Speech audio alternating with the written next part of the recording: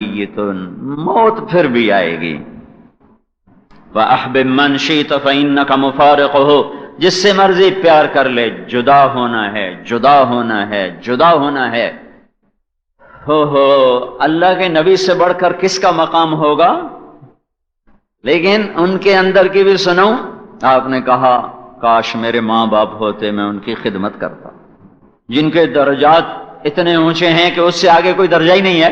اللہ کے عرش کے ساتھ آپ کی جنت ملی ہوئی ہے. وسیلہ جو ہم ہر اذان کی دعا میں کہتے ہیں, آت محمدن الوسیلہ, یا اللہ تو ہمارے نبی کو وسیلہ عطا فرما. وسیلہ جنت الفردوس کا وہ مقام ہے جو عرش کے ساتھ لگا ہوا, جیسے یہ پنکھا چھت کے ساتھ.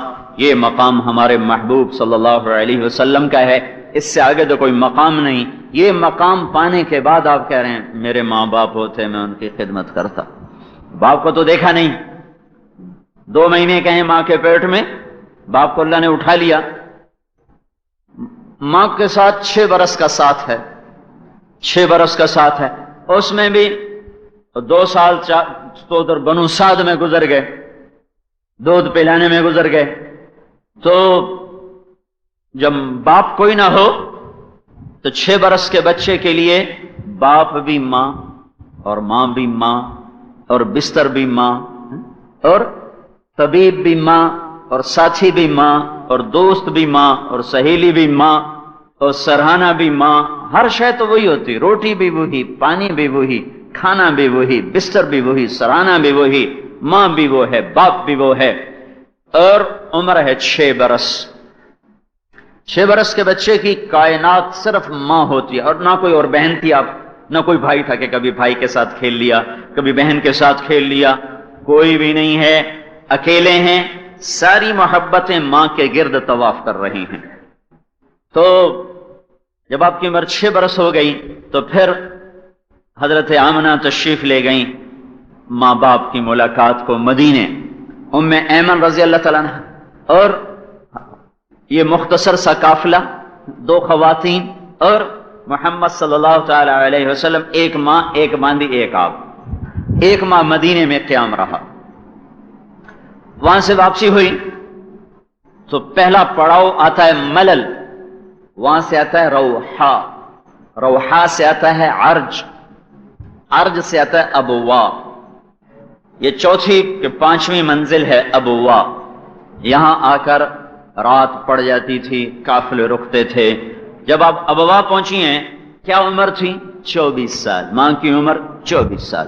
24 سال کی بچیوں کی شادیاں ہو رہی ہوتی ہیں, اور یہاں کوچ کا پیغام آ چکا ہے, اور جنگل میں اللہ کی تقدیر نے آ کر پکڑا ہے, اور ساری دنیا کے انسانوں کو اللہ تعالیٰ نے بتلا دیا ہے کہ جب میں اپنے محبوب پہ یہ حال لا سکتا ہوں تو کوئی مجھے گلہ نہیں دے سکتا کہ اللہ نے ہمارے ساتھ کیا کر دیا.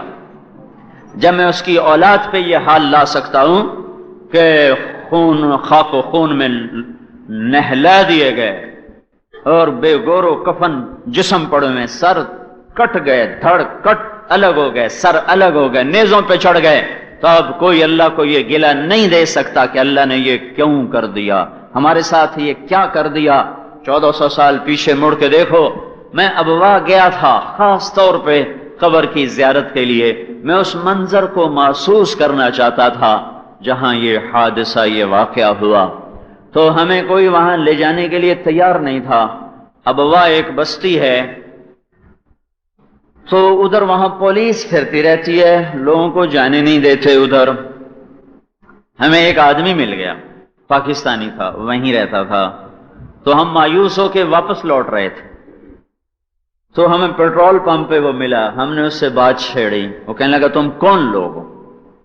وہ اپنے ٹرک پر, تو اس نے ٹرک اپنا وہاں کھڑا کیا, کہ ہم پاکستان سے آئے ہیں. تعارف ہونا شروع ہوا. جب اس نے میرا نام سنا تو کہنے لگا یہ وہی ہے جس کی کیسٹیں چلتی ہیں. تو ہمارے ساتھیوں نے کہا ہاں یہ وہی ہے.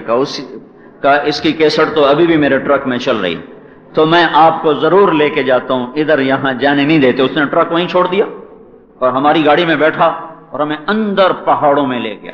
اس میں راستہ کوئی نہیں, صرف یادداشت پر سفر ہو سکتا ہے, ویسے وہ آدمی کوئی پہنچ نہیں سکتا. اتنے موڑ کاٹے گئے, گھمن گھیریوں سے ہوتے ہوتے ہوتے کچھ شام ڈھل رہی تھی, اندھیرا ہلکا ہلکا آ چکا تھا، سورج اپنی رونق کھو چکا تھا، اور کچھ وہاں کا ماحول ایسا سوگوار تھا، کچھ میں 14 صدی پیچھے لوٹ چکا تھا۔ اس منظر کو میں محسوس تو کر سکتا ہوں، میں بیان نہیں کر سکتا ہوں جو وہاں کھڑے ہو کر میری کیفیات تھیں کہ ایک ویرانہ ہے، ویرانہ، وحشت۔ چھوٹے چھوٹے پہاڑ ہیں، کالے سیاہ نوکیلے پتھر ہیں، چھوٹی چھوٹی جھاڑیاں ہیں، ان میں لمبے خاردار خشک قسم کے کانٹے ہیں۔